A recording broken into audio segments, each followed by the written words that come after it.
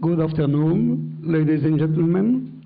First of all, I would like to thank the Institute of the ICT, the Institute for Counter-Terrorism, for dedicating this panel in memory of my youngest son, Haggai Shefi, who was assassinated, killed, murdered by war criminals of Al-Qaeda.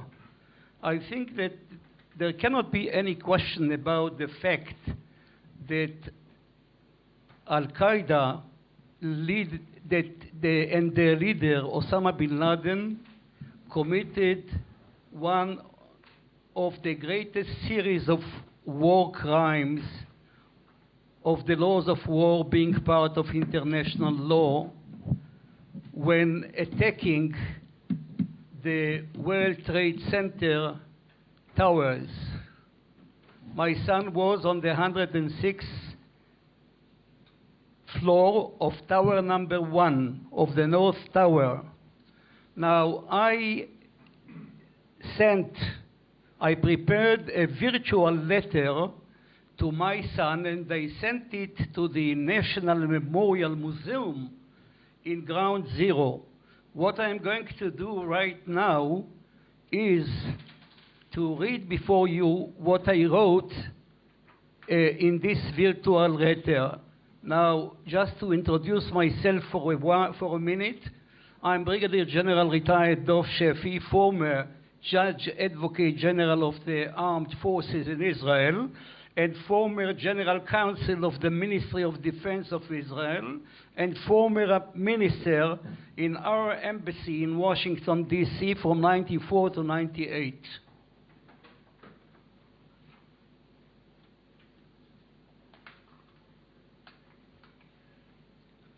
On 9/11, 2001, at 15:55, 5 minutes to 4 Israel time, 5:55 United States time, your mother and myself were at home in a suburb of Tel Aviv. We listened to the radio news at 16:09. The news broadcast was opened saying that a small airplane crashed into one of the World Trade Center towers. After 2 seconds, our TV was open on CNN channel. We watched that suddenly a big passenger airplane crashed into the South Tower of WTC. This was a clear sign for us that it's not an accident. It could be executed only by terrorists. Your mother started to worry and suggested that we shall call you immediately. I tried to convince her that there is nothing to worry about since your business as president of Gaultier Technologies Incorporated was in New Jersey. Mother refused to agree. Mother always remains a mother. So I tried to get you by phone. There was only a recorded answer with your voice. Your mother insisted that we call without delay your wife Sigal. I asked her if everything was okay, and she answered, I asked Sigal if everything was okay, and she answered, no, Haggai is there.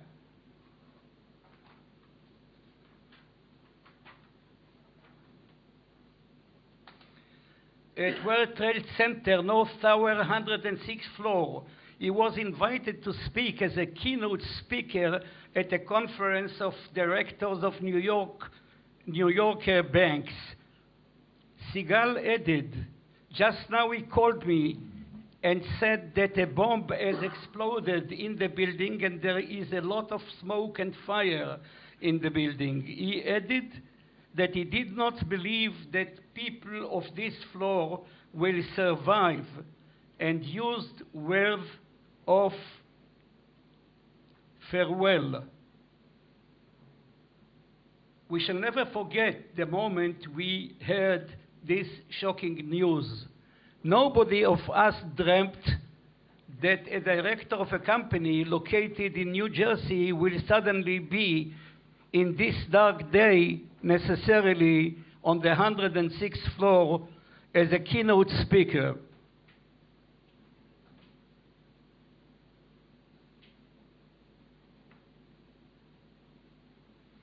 The CNN breaking news continued describing the crash of the passenger airplane into the South Tower. Then we saw how the South and the North Tower crashed down, and one after the other.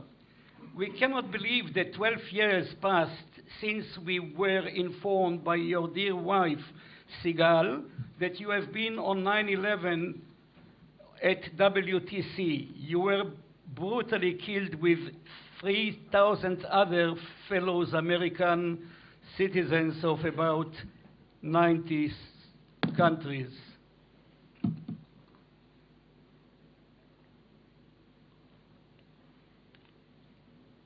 We cannot believe that you will not be with us anymore physically. However, your memory has been and will be preserved by every one of our greater family and by your many friends. You have been a most loyal son, a loving husband of Sigal, and a loving father of your children, Ro'i, that was 5 years of age, and Naomi, that was 3 years of age. You were loved and appreciated by your parents, by your brother and sister, and you were admired by your distinguished, due to your distinguished achievements in all aspects of your life. You were born in Tel Aviv. You started to show interest in business at the age of 5. It's not a mistake, the age of 5. By negotiating terms and conditions with a grocery owner in our residential area, offering him that you would be ready to guard that every customer that will take ice cream from the box will not forget to pay. You demanded, and so it was agreed that in consideration you will receive at least one ice cream every day. You didn't report to us that that's what you had in mind. You just came and reported after it was agreed, all T's and C's, terms and conditions.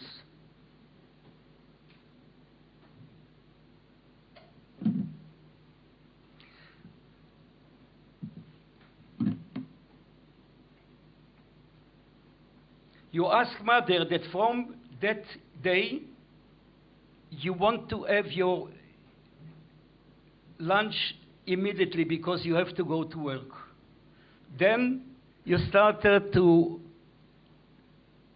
have another business. You started to distribute fresh rolls in all the residential area to 500 families.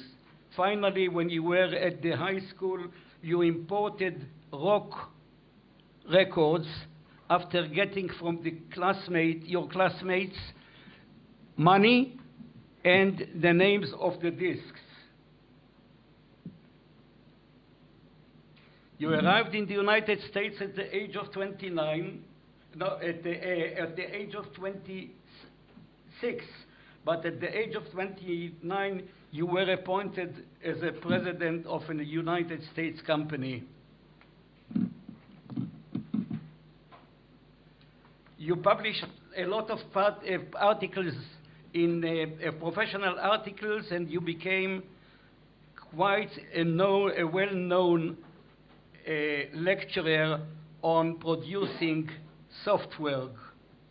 It has been always said that you were the heart and the dynamo of every company that you run.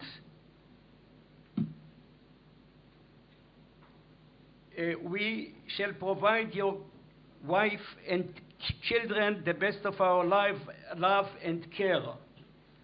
Your children, which are now 17 and 15, are the best pupils in their high school. Rest in peace, our beloved and admired Haggai. Signed, Father and Mother. Thank you for listening.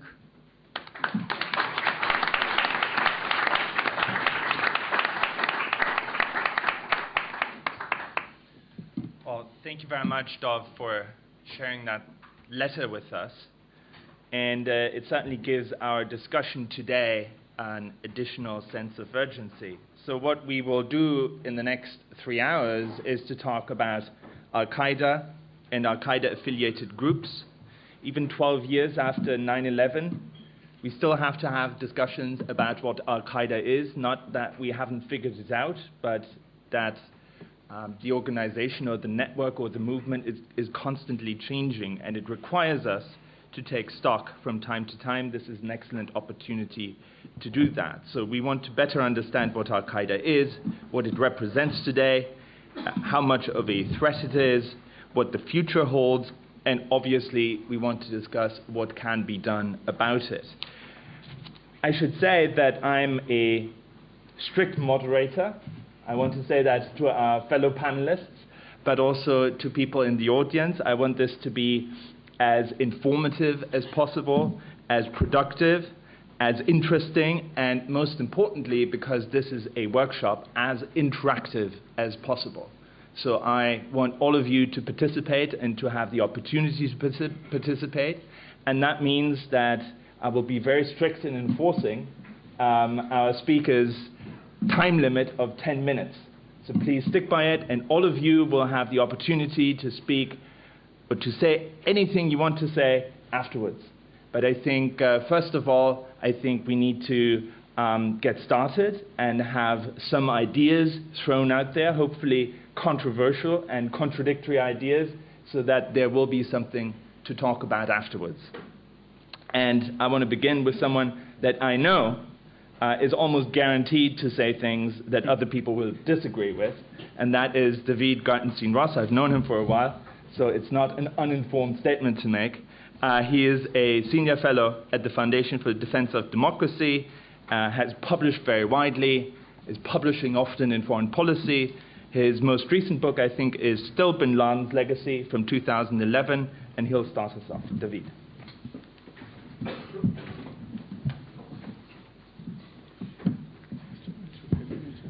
So over the past couple of years, there have been two major issues dominating counterterrorism discourse with respect to Al-Qaeda and its affiliates.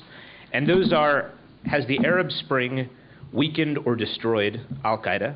And second, is Al-Qaeda centralized, or has it become decentralized, a loose conglomeration of affiliates with very little relation to the core? If you go back to early 2011, you had this consensus of sorts actually emerge around these ideas, emerge around the notion that what we then called the Arab Spring, and now is framed in much more neutral terms as the Arab uprisings, had been devastating to Al-Qaeda. I remember being on a panel in the summer of 2011. This was at the National Counter-Terrorism Center in the United States.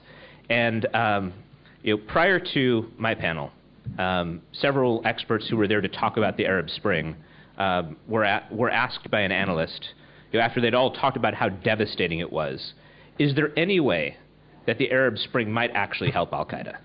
So he went through a panel of 5 people, and none of them could think of a single way in which the Arab Spring might actually help this organization.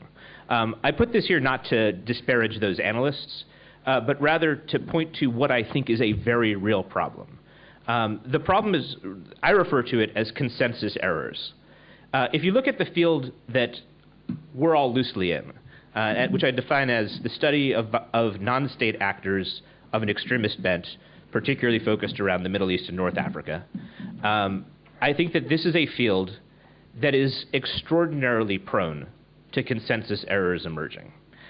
This is a problem that must be acknowledged, in my view, for us to come up with better answers in the future. Because I think that if you look back to discourse on Al-Qaeda over the past 2 years, you have to consider it, by and large, to be an absolute miserable failure. So I've read lately a lot of critiques of the field of terrorism studies. Some of them have a lot of merit, such as critiques of finding inconsistent or non-existent research methods. Other critiques have very little merit, such as critiques of the field being politicized that are themselves very dependent upon a particular political view. But all of these critiques miss what I think is actually the core issue that is causing us to get things wrong. I'd say it's a core issue of secrecy, twofold. The first one is the nature of the adversary. We're dealing with organizations that by their nature are clandestine. They're trying to hide what they're doing from us, and therefore it's difficult to interpret them. Difficult to interpret whether the core has command and control over affiliates, difficult to interpret the exact strength of the core and how resilient it is. And then you have a second layer of secrecy as well. That second layer of secrecy is government secrecy. That we don't know what the United States government or European governments or Israel has on this network, by and large, because that's walled off by government secrecy. As such, how do we interpret these key questions? I would argue that the primary debates in recent years have actually concentrated on topics that analysts are not in a good position to answer. We're debating the things that we can see least. Centralized versus decentralized. That comes down to questions of, what kind of couriers does Zawahiri have who can reach North Africa? And does the North African affiliate feel that they are bound by Zawahiri? And if you look over in Tunisia, is Abu Iyad al-Tunisi, who runs Ansar al-Sharia in Tunisia, does he have bayat to that organization? These are all questions we don't actually have answers to. And so to weigh in so definitively, as the field has done for the past 2 years, is highly problematic. Likewise, with the whole question of the state of Al-Qaeda in the Arab Spring. A lot of how analysts interpret how Al-Qaeda is doing comes down to the question of how do they define Al-Qaeda. And so when you point to, for example, the growth of Ansar al-Sharia in Tunisia or Libya, one who says that that proves that Al-Qaeda is actually on the rise, we met with the answer, well, those groups shouldn't be considered Al-Qaeda. Those are Salafi jihadist groups, but they're not connected to the organization. Who's right? Well, we can't actually answer that. We don't actually know that answer. So I would say that the way to address that problem is twofold. The first is this is a field that has to focus much more on epistemology. How is it that we know what we think we know?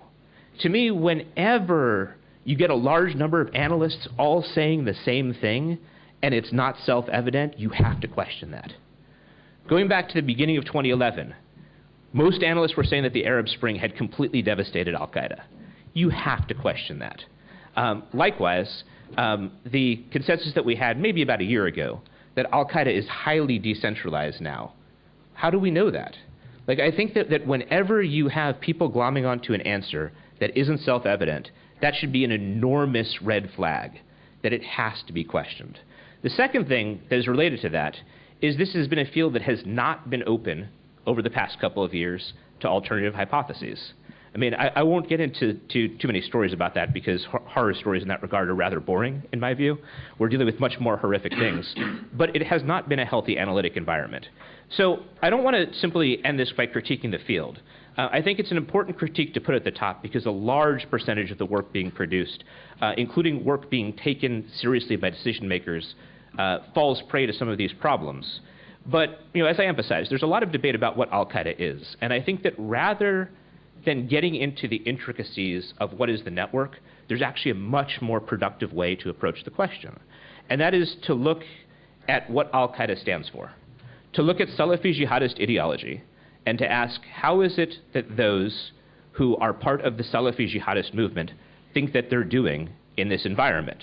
The organizational links aren't clear, but I think you can much more clearly discern how the movement is doing. And what I want to say, and look, this is a side of the debate I've been on for a while, but I think that if you look at where we are in 2013, this movement in every single transitional country, a country which is in the process of a change of government or has already experienced it, is stronger than it was in 2010. From the very outset, this is a movement that had a plan to adapt to the new environment. They thought that they would have dawah opportunities that they didn't have before, and that proved to be correct in places like Egypt and Tunisia. But just doing a very quick roundup to stick to Peter's strict time limits, which I approve of. In Egypt, you saw a massive release of militants. Hani as-Sabai is someone who detailed these releases of militants. Mohammed al-Zawahiri was released, Ahmed Ashush, a large number of other operatives. You saw a growth of al-Qaeda-aligned movements in the Sinai, culminating in the current drama that we see there with massive attacks on security forces, occasional beheadings of Christians, and other rather disgusting things. Syria, you can see the growth of Jabhat al-Nusra, the Islamic State of Iraq and al-Sham, and what a powerful force they've become in places like Aleppo and Raqqa. In Libya, you could see a significant growth of al-Qaeda-aligned movements that couldn't have happened under Gaddafi, including the Ansar al-Sharia groups within Libya. You also had al-Qaeda's core directly send emissaries to this country, including Abdul Basit Azouz. The most comprehensive study of this, entitled Al-Qaeda in Libya and published by the Congressional Research Service last year, concluded that a few hundred al-Qaeda members are operating in Libya and that Salafi jihadists aligned with al-Qaeda have come to control dozens of mosques and prayer halls in the country. Finally, turn to Tunisia, and you can also see a growth in the Salafi jihadist movement in the form of Ansar al-Sharia in Tunisia. You currently have a lot of drama between them and the government, which we can talk about. But overall, when you look at the threat environment, looking at the movement and not at the arcane question of what is al-Qaeda, the argument that was such a consensus 2 years ago that al-Qaeda had been devastated by these events, I think at this point in 2013, it is an argument that, in my view, simply doesn't hold up. And I think that it's important to ask, why is it that we've failed on this question?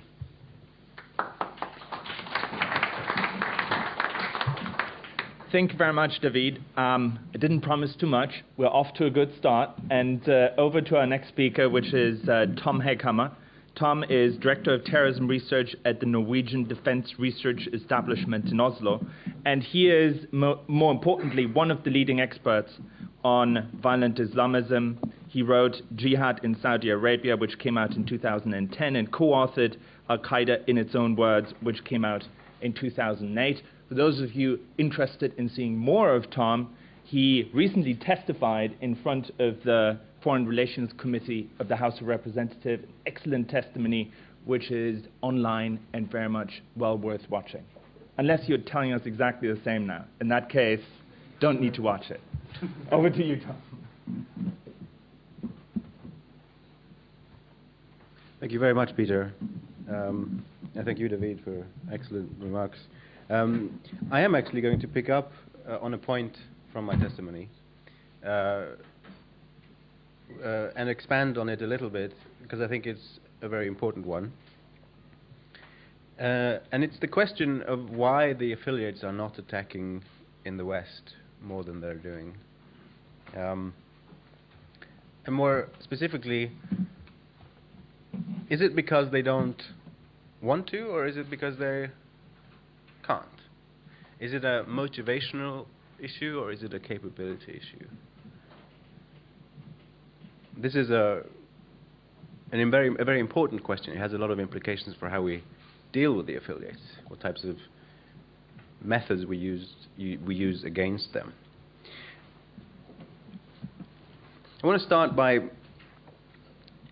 saying something about how we measure the extent of the activity of affiliates in the West. First of all, by West I mean North America, Europe, and Australia and New Zealand. But I think we need a more disaggregated approach to the notion of activity or plots in the West. There's a tendency, I think, to take any type of activity and kind of put it on the account of one of the affiliates and as evidence of transnational activity by that group. I think we should, at the very least, distinguish between three types of activity. Type 1 would be plots by peripheral operatives, people who have just a peripheral connection to the organization. Maybe they've trained in a camp and then left it and then come up with a plot on their own, or maybe they've been sort of fans of that group from a distance and consume a lot of their propaganda, etc. But basically, plots by peripheral figures. The type 2 activity would be, plots that are initiated and directed by the leadership of the organization, where the leadership invests some of the organization's resources into a plot in the West. And the third type of activity is campaigns. This is when a group does several type 2 plots in succession and devotes a substantial proportion of the resources available to the group to operations in the West. So these types represent different degrees of investment in the Western First strategy. And I think if we look at the affiliates today, they fall on different they fall on different places on this spectrum. So I would argue, for example, that today only Al-Qaeda core is doing type 3 campaigns, in that they're investing the majority of their available resources in plots in the West. Who's doing type 2? I would argue that it's mainly AQAP in Yemen, with a possible exception of Al-Qaeda in Iraq. I can go into that in the Q&A. But mainly AQAP is doing type 2. They're initiating plots from the top down, but it's not a campaign, in that the resources that AQAP devotes to these plots is a tiny proportion of the resources they have at their disposal. And then a lot of the affiliates are doing type 1 things. So we see type 1 activity linked to a lot of type 1 activity. For example, take AQIM. There's certainly no campaigning going on. I would argue that I haven't seen any type 2, leadership-initiated plots. But there are a few little things here and there in Europe that can be linked to them. There was this incident with the physicist, the CERN-employed physicist, who had been in touch with AQIM over the internet and so on. Peripheral contact, not a leadership-initiated one. You had, for example, a plot in Australia with a very vague Shabab connection. You have, for ISI in Iraq, you have the Stockholm bombing and the Glasgow bombing, which at this point, and I say at this point, look like their peripheral plots. This may change. I think the jury is still out a little bit on the extent of top-down organization. And arguably, we could even say that the Boston attack represents a sort of peripheral type of activity coming out of Chechnya, Dagestan. And we're seeing, arguably seeing little things in Europe linked to Syria, this attempted bombing in France, the kosher market last year. So there are little things, that can be linked to all of these affiliates. But I would argue that we're not seeing, type 2 attacks by anyone other than AQAP, and we're not seeing type 3 activity by anyone other than AQ Core. Why? I think, the explanation that I often encounter when I raise this question to colleagues is that it's capability related. That all of these affiliates would like to do attacks in the West, would like to do more large-scale attacks in the West, but they are not able to. They're too weak. They don't have the resources, the assets to do it. I think this hypothesis doesn't hold up to the available evidence for several reasons. One is that we are not seeing enough failed attempts. So, strictly speaking, the combination of a low capability and a high motivation should manifest itself in failed attempts. should be observable. We should be able to observe attempts by a keen, willing agent that fail because they don't have the capability. I would argue that we should also be seeing more, explicit plotting in the internal deliberations in the leadership. Now, of course, here I'm only working based on open sources, and as David points out, there are questions that we can't answer. Those of us who work on open sources, there may be talk that I don't see, but the people who are making the capability argument are not seeing that either. So, and also similarly we don't see all that much expression of frustration about the difficulty of plotting in the West in the internal deliberations of the affiliates. But most importantly, we see in several cases a big discrepancy between the activity of the affiliate locally and its international activities. So to go back to the example of AQAP, yes, they're doing a series of plots in the West, but after all, if you compare that to the number of attacks and the number of resources invested in the local sphere, it's tiny. It's a very small investment from their point of view. The same thing with AQIM, they're doing a lot locally.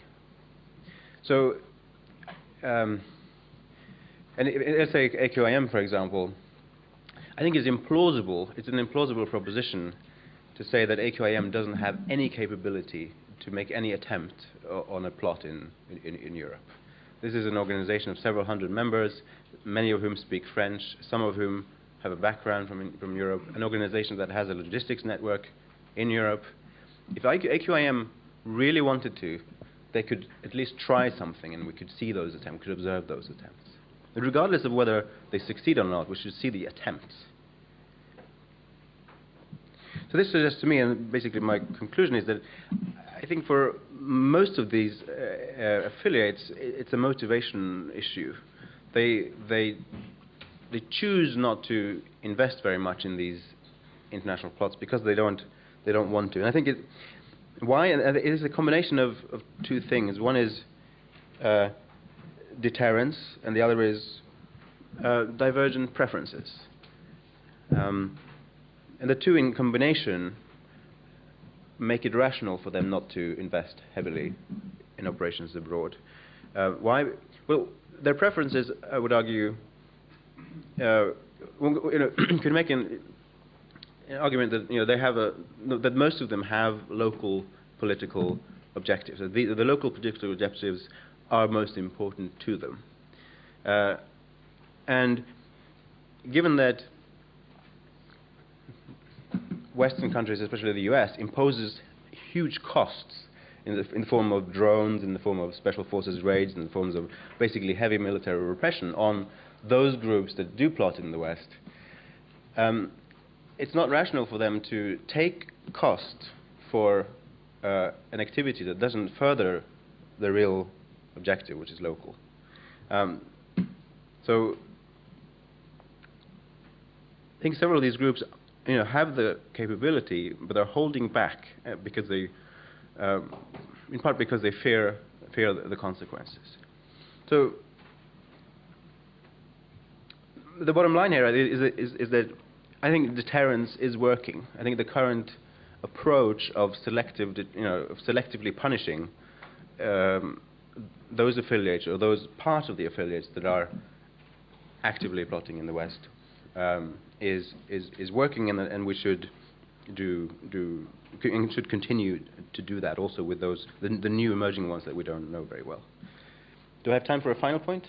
Just a final point. I want to qualify this by saying, this debate often, turns to a question of whether it's conceivable that an affiliate might attack in the West. This is not what I'm saying. Of course, it's conceivable. Any one of the affiliates can do what AQAP did in 2010 and start plotting. I'm talking about what's happening at the upper, the higher end of the spectrum of kind of major, extensive activity, and the likelihood of that. And I think it's low at this point, and will be so if we continue this selective deterrence approach. Thank you. Great. Thank you very much, Tom. We've already heard two excellent arguments, or you've been exposed to two excellent arguments that I'm sure we have time to discuss. First of all, let me give you back your watch. And secondly, let me introduce Assaf. And now I'm sort of being a bit risky. If David is, in a positive sense, the most argumentative person in the counterterrorism scholars field, and Tom is the most softly spoken yet most thoughtful person in that field, then Assaf is, by the furthest stretch of any imagination, the kindest person in this field. He's a wonderful human being, but he's also very smart, and he will give us an insight into that. Assaf is a senior lecturer at the Lauder School and senior researcher at the ICT. Previously, he was assistant professor at West Point. He's written a number of books, most recently, The Globalization of Martyrdom. We first met each other in 2006 in Haifa, and I'm glad to see you again, Assaf. Thanks. Thank you very much, Peter, and let me just acknowledge the presence here of my former boss, General John Abizaid, former commander of CENTCOM, who was fantastic there at West Point. It's fantastic here also. So, okay, I'm going to make just 3 main points. Originally, I had 4 points, but we only have 10 minutes, and I'm very glad, David, that you brought up the point that depending on this question of whether Al-Qaeda is doing better or worse has to do with how you define Al-Qaeda. So that saved me 10% of my allocated time right there, because I'm not going to repeat it. So I will say that. So my first point is really that and I think that I'm going to be more kind of like the consensus. Perhaps I will present the consensus view of Al-Qaeda, but hopefully there'll be at least something that's going to be new. But my first point is that the center of gravity in the global jihad movement, I believe, has continued to shift toward Al-Qaeda affiliates and associated groups, away from Al-Qaeda Central. I do believe that Al-Qaeda Central is weaker now than at the time of September 11th. I'm sure that there's not that much debate about that. This, I believe, is undoubtedly due both to a relentless counterterrorism campaign, but also to what Brian Fishman and I have called Al-Qaeda's self-inflicted wounds, meaning a range of divisions and debates within the movement surrounding such areas as strategies, goals, definitions of the enemy, and so forth. The movement's branding problems have continued, and nowhere is this more visible than in the documents that were captured in Abbottabad, which had disclosed that bin Laden had even toyed with the idea that of changing Al-Qaeda's name. Another good illustration of the branding problem is the proliferation of the various Ansar al-Sharia groups, as that David has already alluded to. As the core has weakened, and there are many other reasons why it has weakened, it has largely abandoned, I believe, its traditional role of planning and executing attacks, and has more focused on such roles as consultancy, serving as advisors, and training the trainers, something that my colleague, former colleague Clint Watts, has referred to as Al-Qaeda leading from behind. With the weakening of the core and the evolution of its core mission, the center of gravity in the jihadi movement has shifted to its affiliates, and these have been focusing mostly, as has been also pointed out already, on local agendas, as opposed to focusing on waging the global jihad, which was, of course, Al-Qaeda Central's trademark. It does not mean that the West, this was also pointed out by Thomas, it does not mean that the threat of attacks in the West has dissipated or has disappeared, but it does mean that if we look at the global jihad movement as a whole, then the fight against the near enemy seems to be the first order of the day for most of the affiliates. The implications for Western counterterrorism, or for Western researchers actually, is that because the affiliates have become the main power brokers in the global jihadi movement, then Western analysts must do more to understand their motivations, strategies, and tactics, meaning those of the affiliates. But given the variegated nature of these affiliates, this is a very challenging task, which brings me to my second point. My second point is that we have to better understand the relationships between the affiliates, which are marked both by cooperation between the affiliates, but also by divisions and by competition. Now, one of the things that makes the the task of understanding the modus operandi of the various Al-Qaeda affiliates and associates all the more challenging is that the affiliates themselves have become more important hubs of jihadi activities. So it's not just anymore about, Al-Qaeda Central and its relationship to all its various affiliates, but the actual affiliates have in themselves also established a variety. They've created alliances with other groups. They have helped establish some of these groups. They have alliances with far-flung groups. They provide resources, logistics, and advice to these groups. Examples include, of course, the Islamic State in Iraq's help in establishing Jabhat al-Nusra in Syria, AQIM's relationship with such groups as Mujao, and its erstwhile alliance with Ansar ad-Din.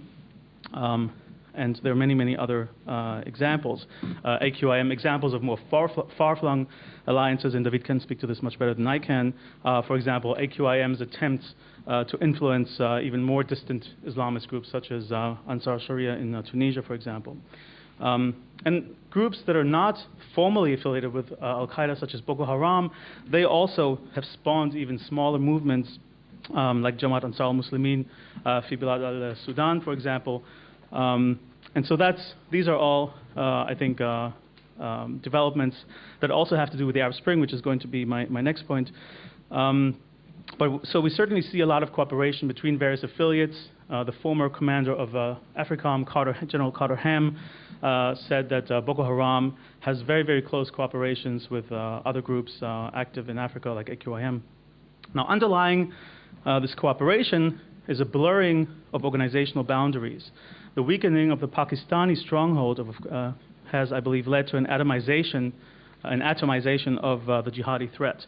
So there's a growing amount of cross-fertilization of affiliates. The memberships of the newer groups are more diverse. They have greater access to weapons, of course, and they're more willing, as I said, to cooperate with each other. Now, they also, I believe, attempt to become more rooted in the local areas. An example of this can be seen in a letter that was intercepted, that was sent by the leader of AQIM, Abdul Malik Drukdel, in which he urges his followers to integrate with local movements, to extend bridges, not just simply with jihadists, but to extend bridges with Arabs, Tuareg, Zingia, and other groups. So that's as far as cooperation goes. What about competition and divisions? Jihadi groups today continue to be plagued by the same divisions that researchers have identified before. There continue to be divisions within the jihadi movement, for example, between more activist members on the one hand versus others who urge for more restraint. And even Osama bin Laden, believe it or not, in his, for those who have read the Abizaid documents, has called for more restraint. Also, Drukdel, the above-mentioned AQIM leader. Jihadis are plagued by another dilemma, of course, which is how to balance their local aspirations with the urge to conduct global attacks. Right? Most affiliates, as I said, are focused on local attacks, but some, such as AQAP, as mentioned by Tom, seem intent to attack the West, although I agree with him also, most of their efforts, of course, are focused locally. So it's easiest, of course, to square that circle, obviously by attacking international attacks which are present in Islamic countries, right? Which is what I think is the primary contemporary type of threat to the West, is attacks in Muslim countries of Western targets. My third point is that the Arab Spring has provided the movement a shot in the arms. I don't think also that that's surprising necessarily to anybody. The franchises of Al-Qaeda have been doing really well in those regions which have been touched by the Arab Spring, which obviously is a bad term, by the Arab tumults, maybe, in part because of the weakening, and Adam Dolnick also referred to this yesterday, in part because of the weakening of the security services, which had kept extremist forces in check. Examples include Tunisia, Syria, Yemen, Libya, and the Sinai. The events of the so-called Arab Spring are presenting an opportunity for Al-Qaeda in the form of new safe havens, availability of weapons, and perhaps the growing grievances of those individuals who had initially placed a lot of high hopes, right, in the Arab Spring, but those hopes now were have mostly been dashed. So that maybe is less surprising, but I think one very, very important question is how useful will these new safe havens actually be to Al-Qaeda? We have seen that even the more established safe havens, such as Somalia and Yemen, are not entirely safe for Al-Qaeda, right? where it has been in retreat. Furthermore, and this was also stated by my colleague Bill Braniff at West Point, places like the Sahel and North Africa, they lack infrastructure, right? They may be more attractive. They are more attractive for the local groups. They are less attractive for the types of groups that want to conduct global attacks. So when it comes to enabling groups to conduct international terrorist attacks, these safe havens have very limited utility. There are few international targets available there, and the geostrategic importance of these places is limited. There are, of course, exceptions, right? Syria is an exception to that, and the Sinai arguably is an exception to that. Just a quick word on Syria, which hasn't been mentioned yet, purely for reasons of time.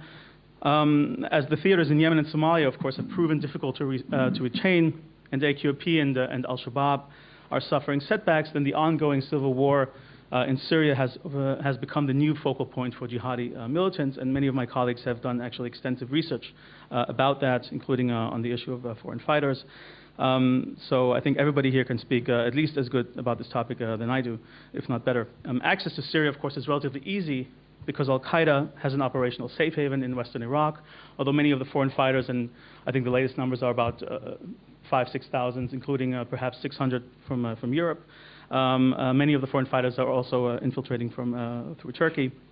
I'm not going to go so much into a discussion of Syria, but Syria, of course, is for a variety of reasons is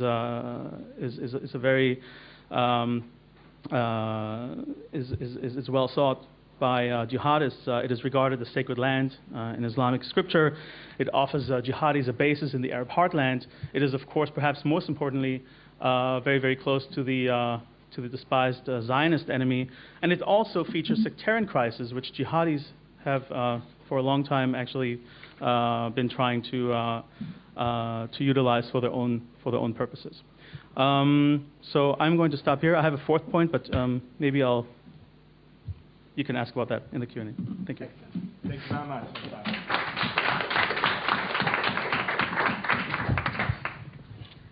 I noticed that my disciplinary approach is already having an effect on the speakers, which is very good. It's called deterrence. So I'm happy to introduce our fourth and final speaker, who is Dr. Randall Rogan, who is Professor of Communication and currently serves as Senior Associate Dean at the College at Wake Forest University.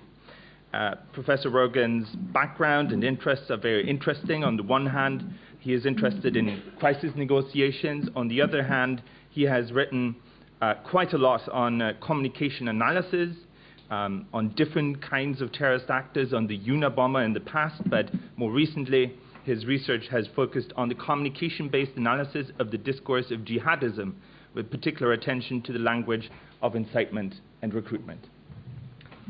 Thank you, Peter. I'm going to walk around this side. Sure.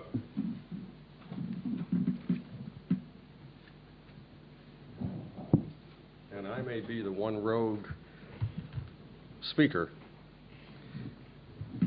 See how well I do in attending to the time and what sort of threats you impose upon me, Peter, if I deviate from the norm. Good afternoon. I get to be the last speaker here in this panel this afternoon. I'm going to take us in a slightly different direction as we focus on Al-Qaeda and its affiliates in doing and providing you a bit of a case study analysis, drilling down a bit as deep as I can in 10 minutes. As a communication scholar, and my work, as Peter described, my work has been in the area of crisis hostage negotiation, working with law enforcement, the FBI, involved in analyzing documents, author identification, threat assessment, and identifying the Unabomber. And so I bring that expertise, that methodological orientation to my study of terrorism. And from my disciplinary perspective, terrorism is a communicative phenomenon, right? It's an action, and actions are communicative. But we also need to attend to what is being said. What is being said, what is being communicated by groups, by organizations, as they attempt to recruit and engage in incitement. Specifically with incitement, there was a panel this morning about incitement, and the need to understand the narratives that are being created in order to create counter-narratives. And I want to focus this afternoon on inspire. Inspire as a document that comes out of AQAP and is geared for a Western audience as it is published in English. And I name my talk, The Jihadi Experience. Many of you are, I imagine, are familiar with Inspire, produced by AQAP. There are now 10 issues online. I've taken a look at 9 of those issues. And as you can see in the bottom here, the motive or the motto of Inspire is to inform, to inspire, and to incite. One of the interesting questions, however, I think we lack an answer to is a definition of what it means to incite. What is incitement? If we're going to, much like terrorism, we have challenges in trying to define terrorism. If we're going to counter incitement, we need to come up with a definition of incitement that is acceptable and applicable by lawyers and academics. Unfortunately, lawyers and academics are the ones who are going to debate and have discussions about incitement as it has implications for policy. Well, Inspire is an open source jihad publication geared for the West. As it says on its own, it's a resource manual for those who loathe tyrants. Pretty wide open. Includes bomb making techniques, security measures, guerrilla tactics, weapons trainings, and all other jihad related activities. It allows Muslims to train at home instead of risking a dangerous travel abroad. Look no further, the open source jihad is now at hand's reach. Here it is for a Western audience. But a question for a Western audience is how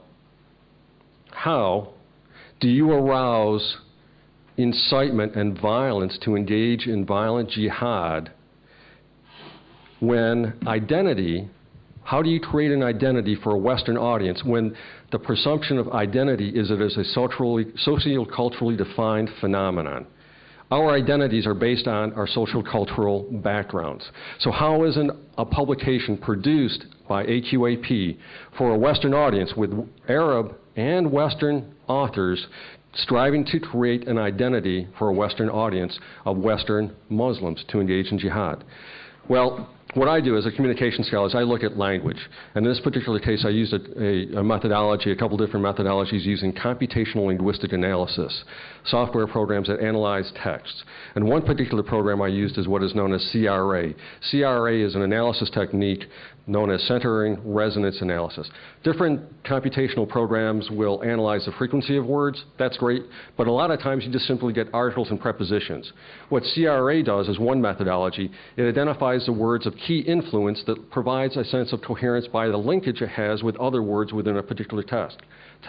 So it's not just the words of greatest frequency, but it's more importantly the words that provide coherence within a text to other key words within a text, helping to provide an understanding of what the narrative is that is being created within that particular text around certain key words and word pairs. Here's an example of a CRA network analysis. Now this is these are all 9 issues. I know this is difficult to see. I realize that when I put it in here, that it's incredibly difficult to see. But what it represents is the network of the key words associated with all the authors across all the inspired 9 issues that were created. Okay? Drilling down a little bit more, making it a little bit larger, what you see is 3 of the key words that linked all of the documents are Allah, Muslim, people. Then we have jihad, brother, and American. And again, this is identified specifically for a Western audience, so American should come out. But we see Allah is a most dominant word linking to everything else and from which everything else is derived. All right? Providing the primary sense of coherence within the document.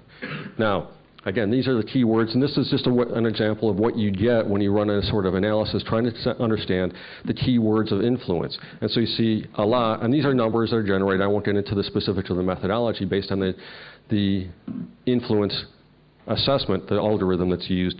And you see the key words here. These are across all authors, both Arab and Western authors. What I mean by Western authors, individuals such as Anwar al-Awlaki, Samir Khan, Adam Gadan, and others who have a Western background to their identity.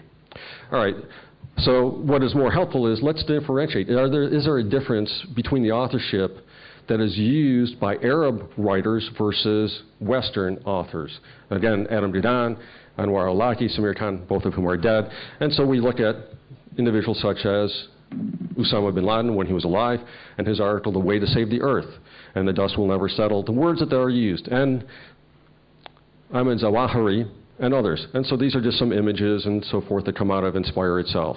What do we find? Well, again, here's the large network analysis that shows the keywords of influence that creates an identity for them.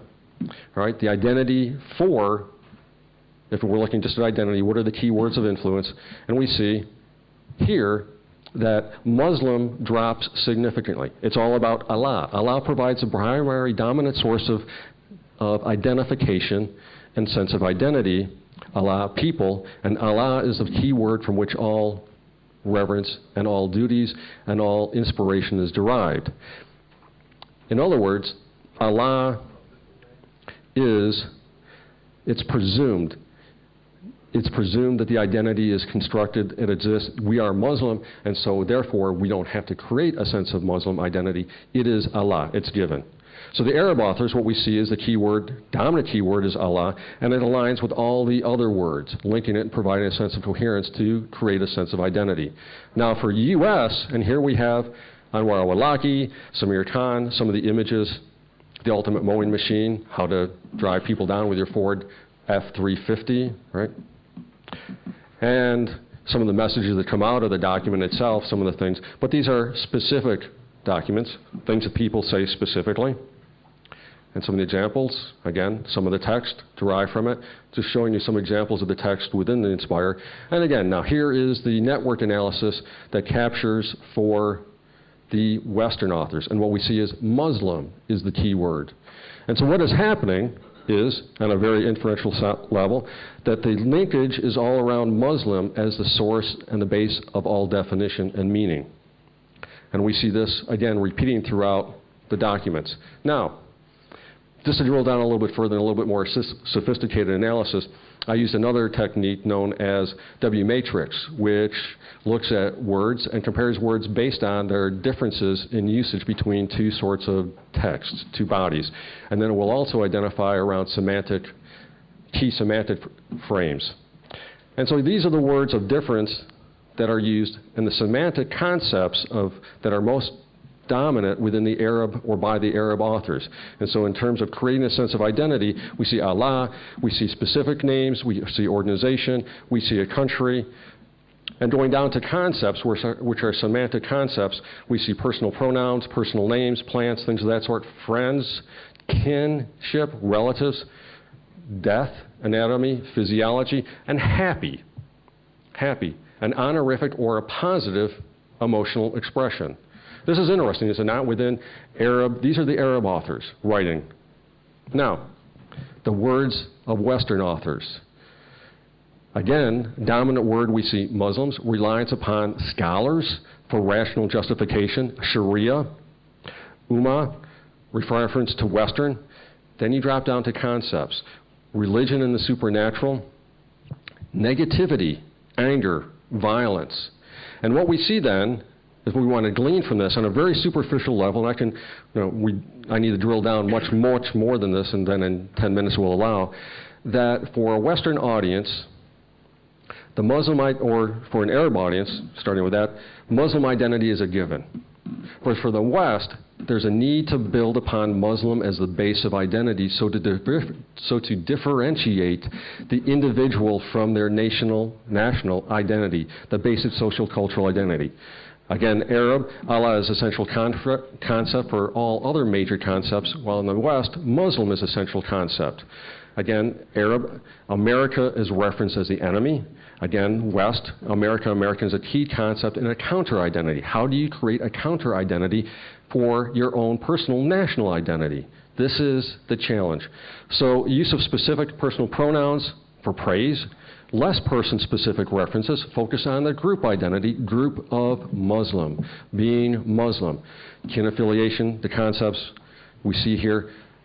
Basically, then, my conclusion in a little over about 10 minutes is to strive to create a sense of unity of kind, praising acts of the few, and glory of the in-building of an identity that is presumed. So the identity is presumed for Arab authors. But for the West, there's a need to create a sense of differentiation from the other, that is, other Americans via anger and vile for wealth and acts of greed, while building identification with a subgroup that detests identity of the other. And religion is a core concept for this core counter-identity.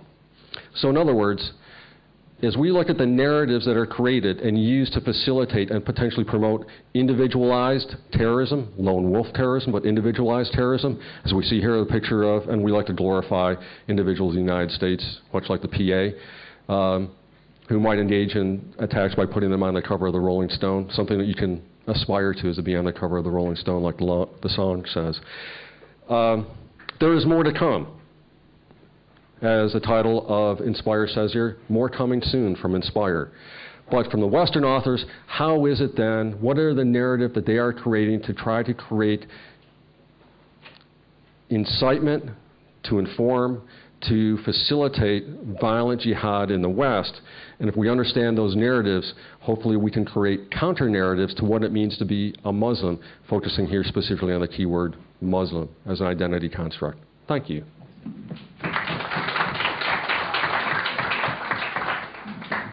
Thank you very much. That was an excellent and very thoughtful analysis, and no threats were needed because it was exactly 10 minutes long. So thank you for that. What I would like to do now is the following. We have 2 hours time, and I would like to have a short break at 3:30. And after that break, I would like to have a facilitated, more structured discussion of some of the issues that have been brought up. I want to talk about Syria. I want to talk about the strength of different affiliates. I want to talk about this whole notion of some of the groups being more locally focused as opposed to previously being more Western focused, which seems to come out strongly from some of the contributions. But before I do that, and before we go into the break, I would like to open it just for questions, direct questions to the presenters, if you have any. We'll start with you, and if you could please tell us who you are.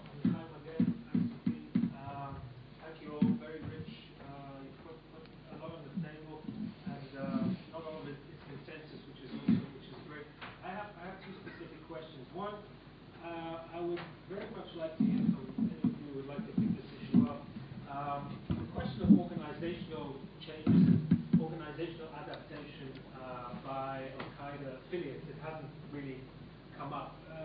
Let me give you an example. We tend to think, or we traditionally tended to sort of distinguish between terrorist organizations that do dawah, right? That engage in the political process, that engage in social and economic activities, Hezbollah, any sort of Muslim Brotherhood derived, terrorist organization, that understand that their strength emanates from the community, the population, from having an arm in sometimes legitimate, sometimes illegitimate economic and political activity, versus those who just do pure jihad. Okay, maybe I'm characterizing this in a little bit of a Mickey Mouse way.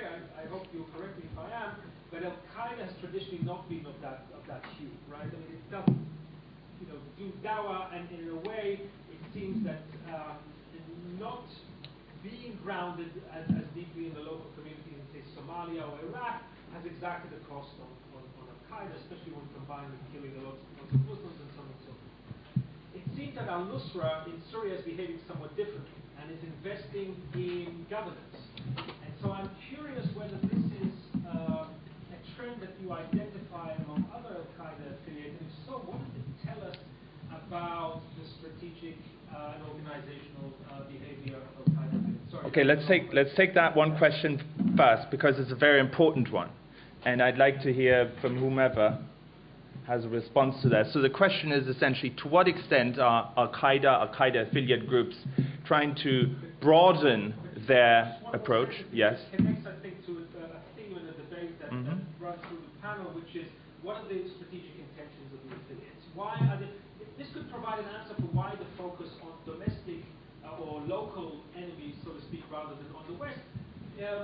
If we do see a large investment in filling in the void of failed states in the Middle East, then perhaps this is directed and this is strategic. This is Al-Qaeda saying what we need to do now is to lay the foundations so so that we're stronger in the future. Okay. That's why we don't see attacks on Let me break it down into two very simple questions. To what extent do we see this broadening out beyond violence? And secondly, is this a deliberate strategy? Is this something that we'll see across the board? Thomas, please grab the microphone. So yes, we're seeing this in several places. We're seeing it in Syria, we're seeing it in Yemen, we're seeing it in North Africa, we're seeing it in Somalia, for sure, and also in Pakistan to some extent. I think this is basically it's more of a strategy change than an organizational change, and because it's a change in the nature of the activity, and I think it's partly a consequence of the fact that the groups are getting bigger. And the groups are getting bigger because the constraints have been lifted. So the states have fallen and there's more room, and the groups expand, and when you expand,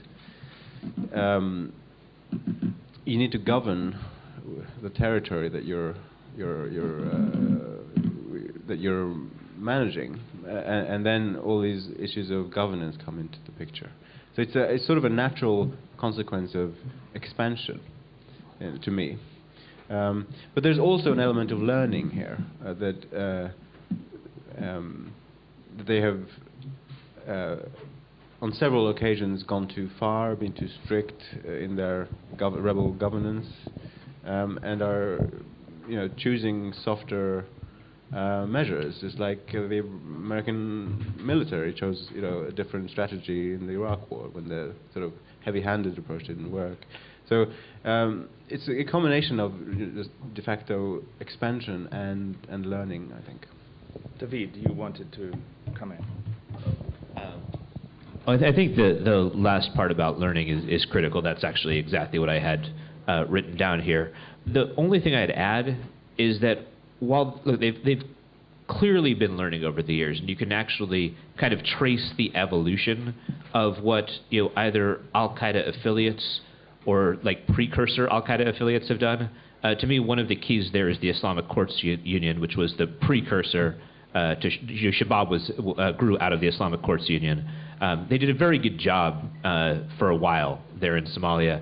But one thing I'd point to is that they actually still have a very they still have a problem, right? Like when we talk about them being good at governance, they're very good at governing when you compare them to anarchy. So like the Islamic Courts Union, again, which gave birth to Shabab, and people will debate about how you relate them to Al-Qaeda. I don't want to pass any judgment on that here because it's not a worthwhile debate to have right now. But they were very good because you'd had 15 years of anarchy in Somalia. But once you have other alternatives, they're just not that good. They're still, even in their kind of more adaptive, more lenient phase, they're still really, really rigid. Like that's just something that isn't going to change.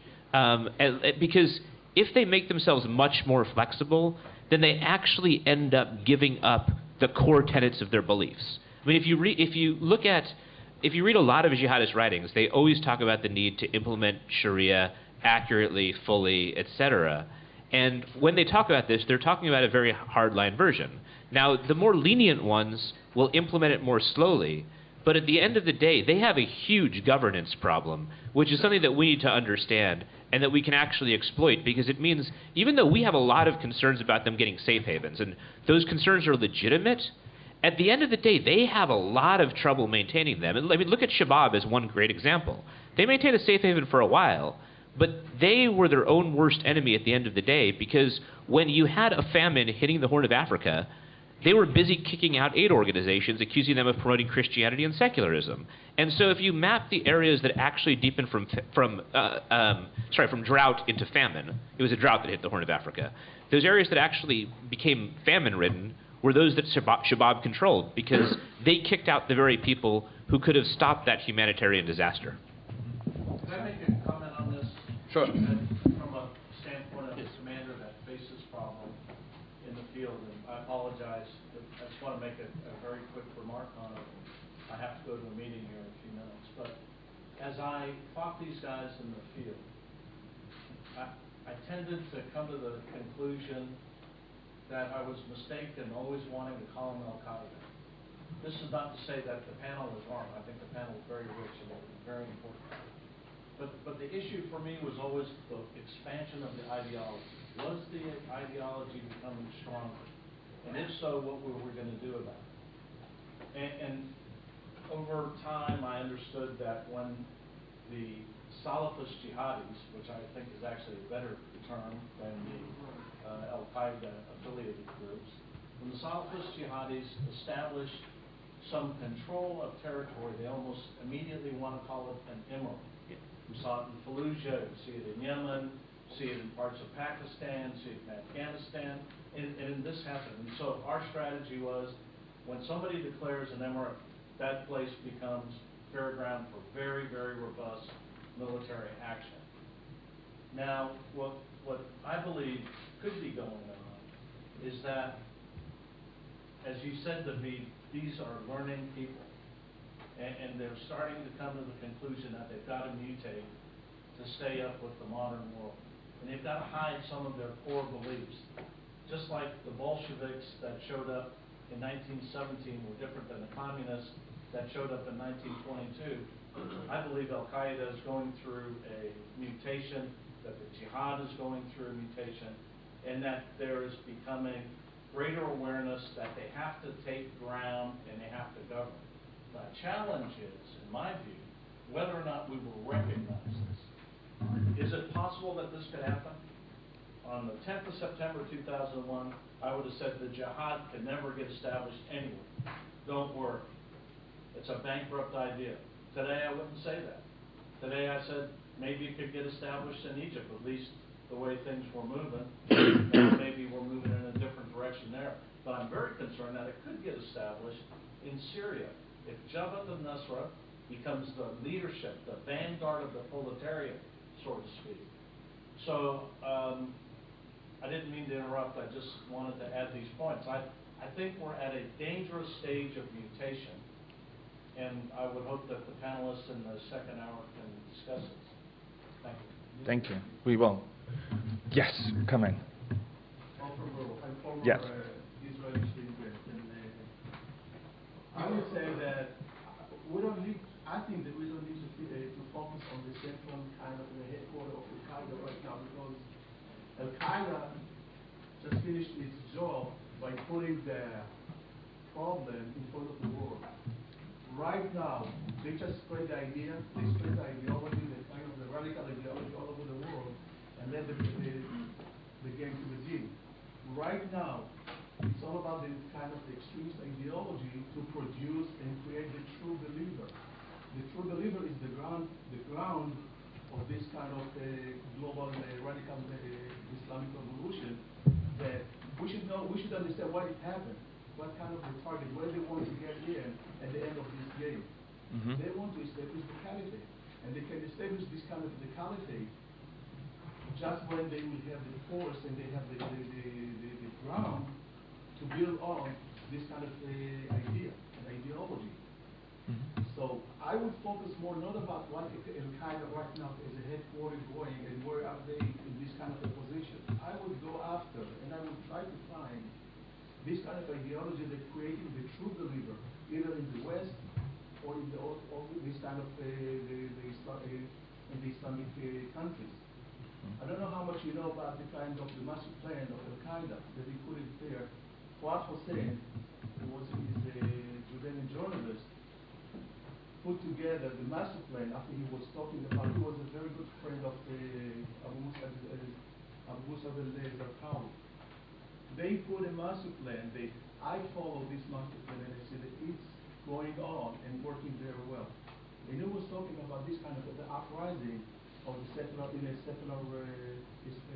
Arab countries, overthrowing secular regime and taking over. And it just happened. And this is what they try to do. They build the ground, and we have to follow, and we have to focus, and we have to monitor all this ground, how they turn. And I don't know how much we as a democracy have kind of the ability, the authority, and the ability to follow or to stop this kind of trend of turning true believers. Okay, I think we will definitely talk about that, and I do want to talk about ideology as well as organizational issues that, as David pointed out very correctly, we only know as much as we know, which often is not very much. But Assaf was on the verge of saying something when he was interrupted by his former boss. To Amichai's, just to answer, just one more point. I agree with my colleagues. I just wanted really to highlight the pragmatic aspect of this idea of you have to win over the local population. So obviously it's not about love, and I think that also resonates with General Abizaid's point. And the other thing I wanted to point out argue or perhaps is that I'm not sure to which extent Al-Qaeda is trying to win hearts and minds as opposed to it's trying not to lose them. In other words, I think that if you look closely at and I think that Drukdale's letters and the Abizaid documents speak to that. I think most of the time you'll see Al-Qaeda leaders trying to suggest that these local leaders should avoid excesses, as opposed to try to win them over and buy them ice cream, even though that happens every now and then. But I think it's more about not alienating the population than it is about winning them really over. Mm-hmm. I want to take 2 more immediate questions, maybe, and then we go into the break, and then we sort of try to make it more structured. Sir. Joe Sean of James Group.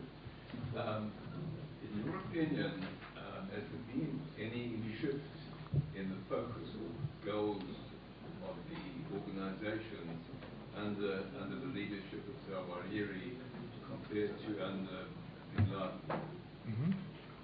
Would anyone want to respond to that? No, I can't say anything. No? I think you, Peter, might be the best person. No? David? I agree. I don't think that the goals have changed. I do think that the operating environment has changed significantly. Bin Laden died after the Arab uprisings had already occurred. And I think that this is an organization that is significantly adapted to the Arab uprising environment, even though its goals, in my view, remain static. What I'd been interested in, Randall, you gave us an analysis of all the Inspire magazines taken together. Have you also looked at the evolution of themes? Did you see any changes over time? I've begun that analysis, and yes, I do see an evolution. If you look at the very first Bin Laden article that I put up there, there's the image of how to save the world, and it comes across as something that is potentially friendly to a myriad number of different types of groups. It seems to be about the oppressed of the world, not just simply about jihadism and Al-Qaeda, but the documents become extremely much more vitriolic as they have progressed over time, much more jihadist in orientation, much more targeted, much more focused. And in some respects, and trying to tie this together here with the rest of the panelists, what Inspire strives to do in some respects is create Al-Qaedas, Al-Qaeda affiliates or franchises in the West that may be individualized. Individualized as one person or very, very small groups, and being given instructions on what to do and how to do it. But yes, they have become progressively much more jihadist and fundamentalist in nature and in scope. Interesting. Any more immediate questions to the presenters? No? Okay, in that case, we'll have a quick break now, and we'll continue exactly at 3:30. Thank you.